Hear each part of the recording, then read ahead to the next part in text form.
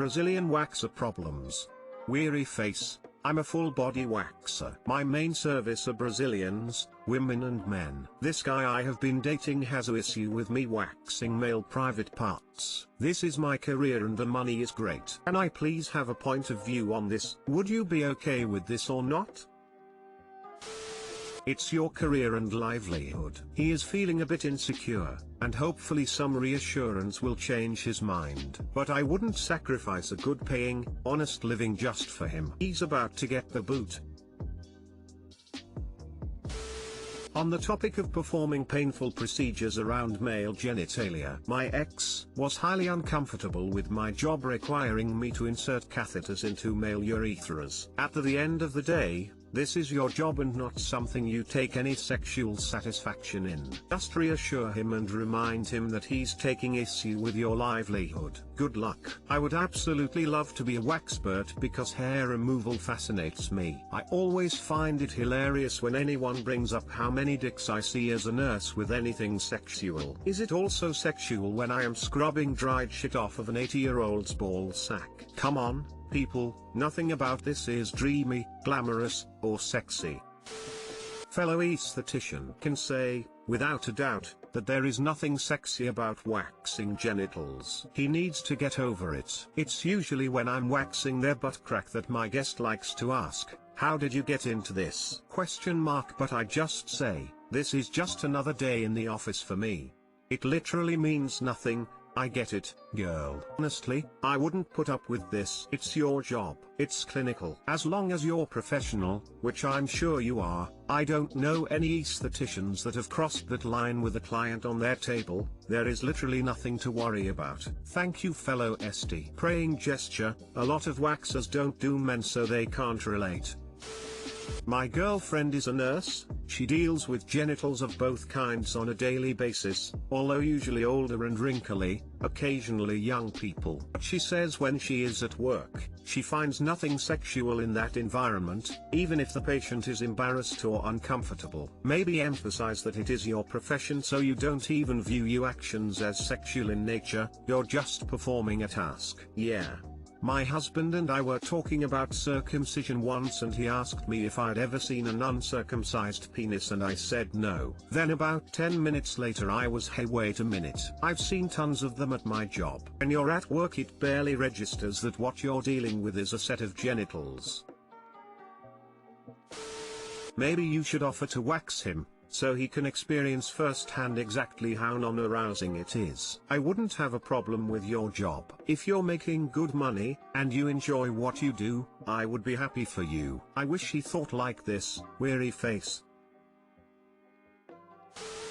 I'm addicted to my phone because I'm so painfully lonely. I've just been in a bad place for a week or two now. Came out of a long-term relationship 3 months ago, very clean break, it just wasn't working and it was really civil. I can't leave my phone alone, I have to check it every 5 minutes even though I know there isn't a message and I'm still disappointed when I see nothing's there. I don't know what's wrong with me, I just feel like I'm in a rut that I'm struggling to get out of. I got out today for a walk on my lunch break. I'm working from home and even did some weights for the first time in a couple of months. Felt pretty good for a while and then I just sank back down to the pit I've been in recently. I don't even know what I'm feeling. Occasionally I feel like I want to cry, but for the most part I just feel emotionless. Has anyone experienced anything similar? And what helped them through whatever this is? Edit. Thank you so much everyone who offered advice, or even just discussed their experience with it. I'd love to reply to everyone but I really wasn't expecting this many responses. So far I've decided to, 1.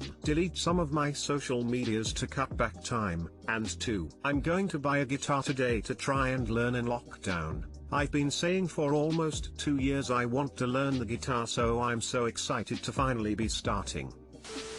I'm in kinda the same boat. 2 years ended 2 months ago. I feel a bit blunt. I can go to the gym, see friends, do things, but inside I just feel a bit dead. I've not been to work since May due to lockdown, job returning maybe next month. That's been rough too. I've had a lot of time on my hands and I live alone. Regularly go several days without actual human contact. Try be kind on yourself, Treat yourself to things like pizza or go for a walk for a few hours. Having some kind of plan to work towards in terms of recovery can be helpful. I've basically made a 2 to 4 month to get myself in shape for returning to Tinder. Not physically but rather spiritually. I have lost my mojo ATM, I don't feel like trying to hook up. I wanna get over my pain first and reconnect with myself. I feel like this, where I check my phone every 5 minutes for messages that aren't even coming or wishing certain people would talk to me more. Except rather than feeling emotionless, I end up sobbing most nights because I feel I'm undesirable as a friend or more to everyone. This post hit me way too close to home.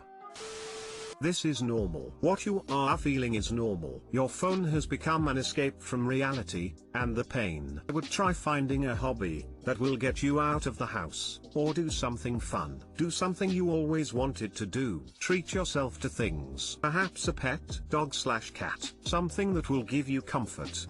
No cats. Cats are assholes. Learn an instrument maybe. Things are kind of limited right now, because of COVID, but there's still lots of things out there. Addiction's hard to beat. A lot of theories point to the idea that when we don't have something good to bond to, like a person or family, we tend to turn to the negative things such as phones or drugs. Try to branch out to your family and friends. In-person social interaction with other people is so important. I know it's difficult cause the pandemic right now, but maybe find a small group you can socialize with to break this technology pattern.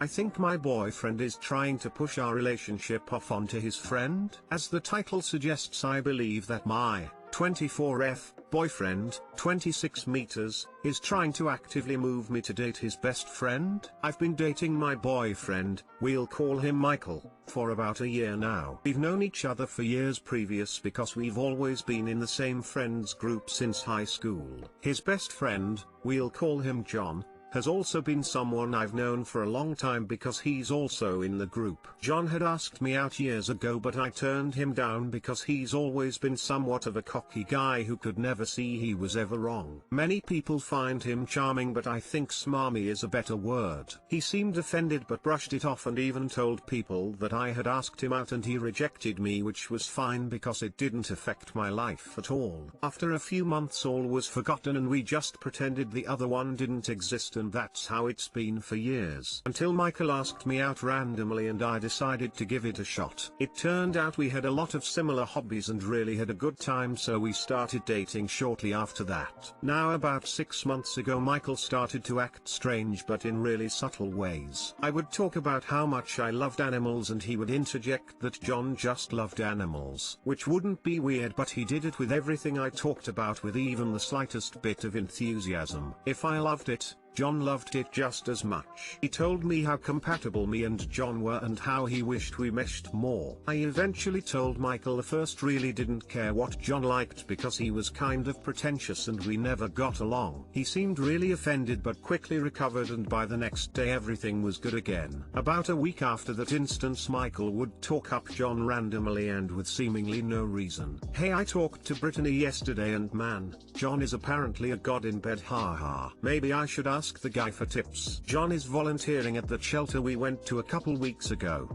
What a guy. We should have John make us dinner. He's a great cook. It was every day to every other day I had to hear about John's greatness, and it was to the point I initially thought that Michael wanted to date John. Then 3 weeks ago, after we had some drinks, he asked me, if we ever broke up would you date someone else in the group? I had no idea what to say because it was so random, but he quickly filled the void by saying, I think I would if I were you and John was single. Seriously? So 3 days ago I confronted him in the kitchen and told him that if he had anything he wanted to tell me I would listen to it no matter what, and that I would always be there for him. He seemed confused and told me he had no idea what I meant by that. So I brought up all the times he talked about John and how he would date him, and told him that if he really wanted to date John the first understood and would support them. After all, they're best friends, so they obviously have a good connection. When when I say he blew up, I cannot stress how angry he got. He used a dozen slurs for gay people and said he was disgusted I saw him like that and that he would never do something like that. We ended up getting in a huge fight over it because I certainly don't support his language or attitude toward LGBTQ folks, and that it was just a vibe I got from him and I didn't mean to mislabel him. We haven't really talked, but he's staying at his parents' house right now, and today John called me to tell me he doesn't support Michael's attitude toward me, and invited me over to talk about it, even saying that Michael was 100% okay with it?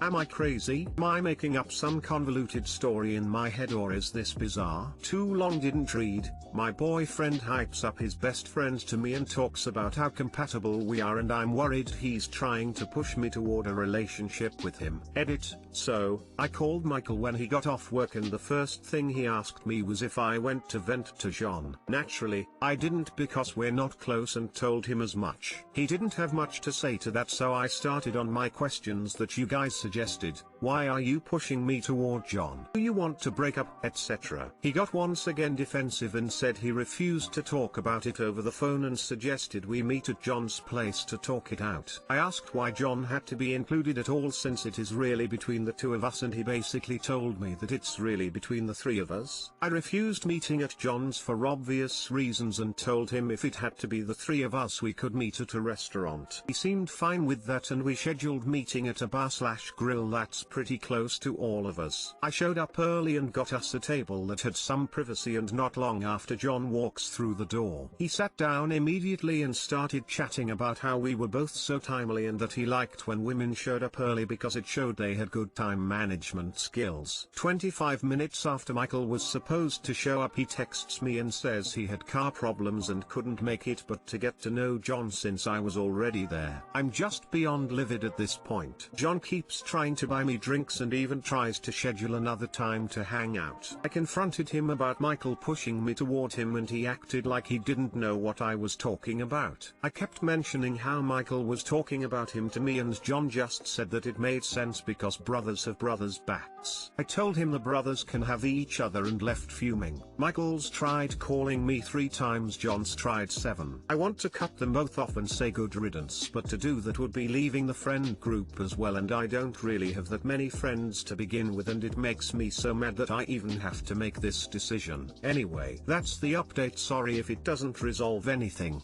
it makes me angry too. Update: I went to Michael's house pretty early this morning since I have work today and really needed this resolved. I had been up all night going back through the comments and trying to piece everything together, and honestly it was driving me crazy. Michael was alone when I got there, which was a relief because I pictured John showing up like a movie villain. He initially didn't want to let me in, which was really weird, but I told him I wasn't going to leave without talking to him about this. So he finally let me come in. We sat down to talk. I asked him about the last night, which he said he had car trouble but it was all fixed now. Convenient. I asked him a few more questions but was met with vague answers, so I decided to just cut to the chase and said, why do you want me to like John? Do you want me to date him? Do you want to have a threesome? What is it? Once again, instead of answering, he just watched me from his stupid chair and then had the nerve to ask me who I told my suspicions to. So I said I'd been running them through my head but that my mom knew I was coming over to talk. She didn't, but he was starting to be really creepy. He got mad and said it wasn't like that and I was making him out to be the bad guy because they were. Yes, they, looking for something long-term, not just a one-time thing. And now that all my suspicions were 100% confirmed, I told him you can't make plans including someone else without their consent, and that I would never be interested in anything with the two of them, and that I was no longer interested in anything with just him either. Started leaving and told him to never contact me again. Same goes for John, and he could share the message when he blocked my way out and said I had to hear him out and his side of the story. I told him I didn't want to nor care to, and that he needed to let me leave because my mom was expecting me in the next half hour. He started getting frantic, saying if he could just get John over there to explain it would all make sense. So I ran out the back door and used the garden exit to get to my car and locked the doors immediately. He came outside and started pounding on my windows saying I was making a huge mistake and that I'd regret this. I was bawling in my car when I backed it up to drive away. I'm pretty sure I drove over their mailbox box by accident because the back of my car has a huge dent. My car was basically out of gas, so I had to stop even though all I wanted to do was put as much space between us as possible. Which is when I saw the dent. Right when I was about to leave, who else would call my name but his mom? She was on her way home from the grocery store and was worried because I looked like hell warmed over. I told her about everything that just happened and got more than a few stares from other people, but fuck it, I guess I'm just the crazy lady at Maverick.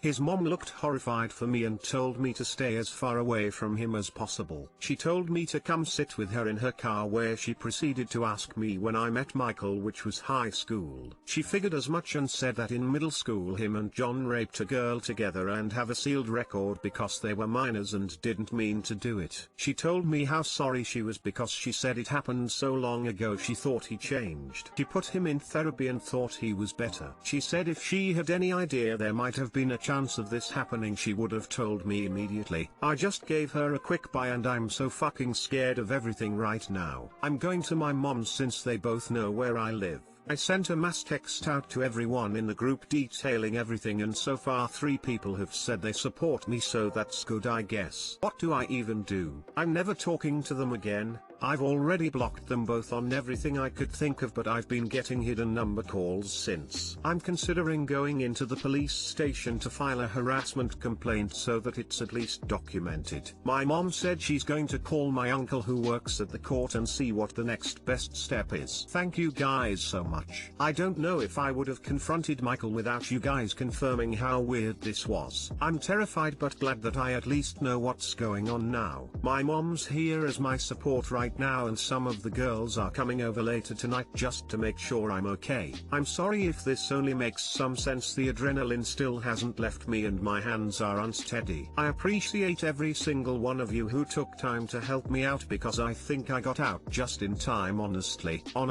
Thank you guys.